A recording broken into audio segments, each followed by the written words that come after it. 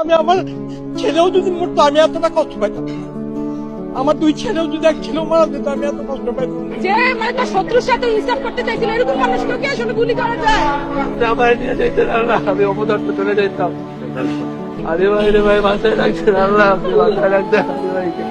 আমি জানি না বাংলাদেশে আর কোনোদিন কতদিন পরে এরকম একজন ওসমান হাদি আসবে যে আমার কেউ না, কিন্তু তার জন্য আমার বুক ভেঙে যাইতেছে, আমার চোখ দিয়ে পানি পড়তেছে। তো আমাদের আসলে হাদি তৈরি করা উচিত, এই জন্য আমাদের হচ্ছে ইনসাফ কায়েমের পথে হাঁটা উচিত। ভাই বলতেছিল যে হাসনাতকে নিয়ে আমার খুব দুশ্চিন্তা হয়, আল্লাহ না করে বলে কখন কি করে ফেলে। এইসব ছেলে পেলে বাংলাদেশের জন্য দরকার। আমি পছন্দ করতাম, প্রচন্ড ভালোবাসতাম।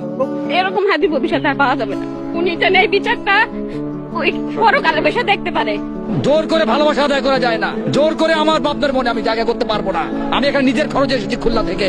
অনেক লক্ষ লক্ষ লোক আজকে বাংলাদেশের 64 জেলা থেকে এসেছেন, কাউকে কিন্তু 5 টাকা দিয়ে আসা আনা যায় নাই। হাদি ভাইয়ের জন্যই দাঁড়ায় আছি, কিন্তু হাদি ভাই নাই।